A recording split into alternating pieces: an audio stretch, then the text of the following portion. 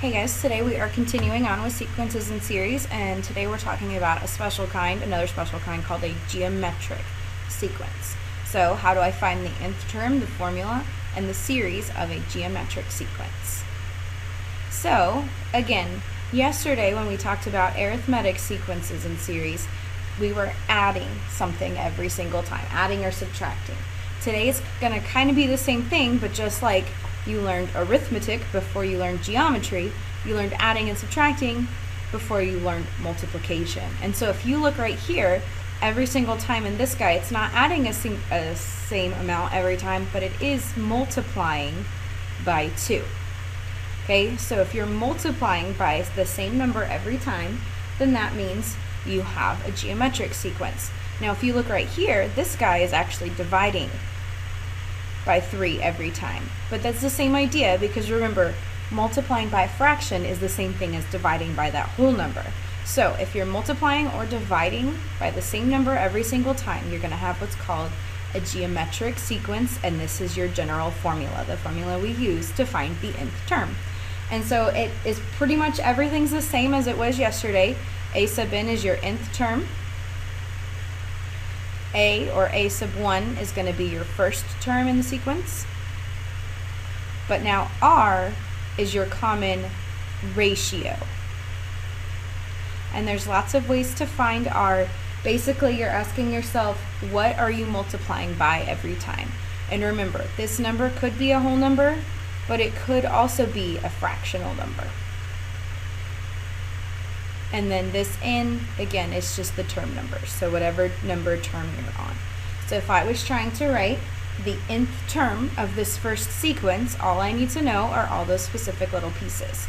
So we know that my first term is 2, so my a, or a sub 1, is 2, and then I know every single time I'm multiplying by that positive 2. So when I plug that into my formula, a sub n equals 2 times 2 to the n minus 1. So you notice those formulas are very similar to each other as far as the arithmetic and geometric. It's just here we're raising to the power of instead of just multiplying through. Okay? And be careful here, because some of us are tempted to say, well, 2 times 2 is 4. We have to follow order of operations here. This is not 4 to the n minus 1. Okay? We have to do this part first, this exponent first, and then we times that answer by 2. Okay, so how would you write it if you had a fraction going on in there? Well, again, you talk about your first term, which was 18. We said our common ratio, again, dividing by 3 is the same thing as multiplying by 1 over that number. So 1/3. So my common ratio, we're just going to leave it as a fraction because my formula has a multiplication in it. So my a sub n equals my first term times that common ratio to the n minus 1. Okay, and that's how you could find any term within that sequence. Okay, and then what about something that looks like this? So it says find the nth term. So my goal here is to try to figure out what am I multiplying by or dividing by every time in order to get this sequence. So the first thing I noticed is to get from 3 to 1, I had to divide by 3 or times by 1/3, but I went from a negative to a positive. And so what happened here is I multiplied by negative 1/3 in order to do that. And you're going to see that if I keep multiplying by negative 1/3, that would keep getting me that thing. So if you remember on the first day, we talked about alternating sequences. Here's an example of an alternating sequence. So when you plug this into your formula, you're going to have your first term, which was negative 3, times your common ratio is negative 1/3 to the n minus 1. And that would get you any term in that sequence. So we've talked now about how you find the sequence. Now let's talk about how you'd add up your sequence or find the series. And here's our partial sum formula. Remember, this is going to help us find if we're given an end point. So all of these pieces are the same that they've been. Remember, this is the sum of the first n terms.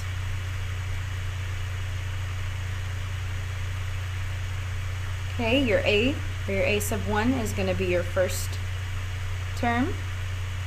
That n is your term number, and both of those r's are your common ratio. So you do use r twice in this. So if they ask you to find the sum of the series and then they give you those numbers, Your goal is to figure out what all of those little pieces are.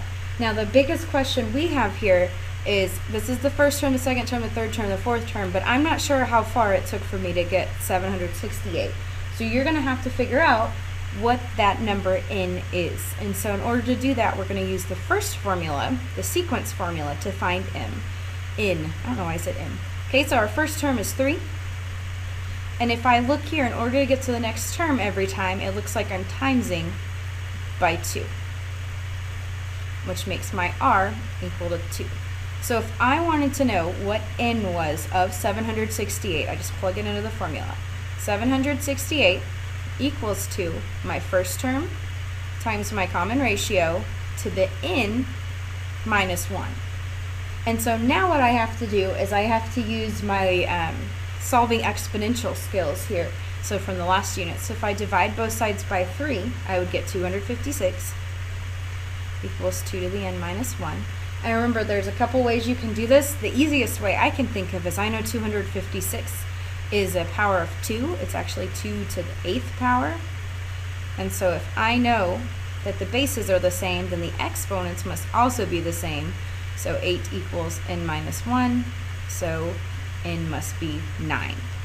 So what I'm really looking for here is I'm looking for the sum of the first 9 terms. So this is the 9th term in this series.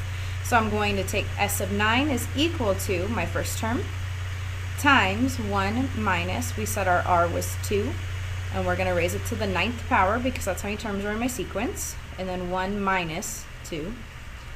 And then that's just something that you could throw into your calculator and solve. And so if you put this all in, you should get 1,533. So that would be the sum of all those numbers. Now there is some special things about these sequences. So that was a partial sum. That was me taking the first 9 of this series and adding them together. Now sometimes what happens is they're going to put that little dot dot dot in there. So when we have that, that means that this is going on forever. This is an infinite geometric series. And so if I look at this one, if I was trying to add 1 and 2 and then 4 and 8 and 16, we know that that's getting bigger and bigger and bigger every time. And so what's going to happen there is I'm going to have infinity would be my answer, right? Because it's not ever going to get to a number. Whereas if I had something like this, which has 1/2 plus 1/4 plus 1/8, the easiest way I can think of seeing on this one is if you had like a circle, and if you took a half of it, and you added a half, and then you had a fourth, and you added that on, and then half of that is an eighth, and then a 16th, and then a blah, blah, blah, blah, blah. It just gets smaller and smaller until eventually you've converged, you've equaled to that whole circle. I mean, it's going to take a really, really long time, but for all intents and purposes, it should equal to 1. So there's 2 things you need to know about this. The first is the vocabulary.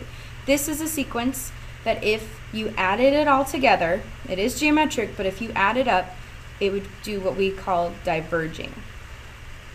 So this is a divergent series. Okay, so it's going to infinity. If you wanted to write, that would be like equals to infinity. And we know here that my common ratio, what I was multiplying by every time, was 2. So if I have a whole number, if I have, 2 or any number bigger than 1, that series is going to diverge.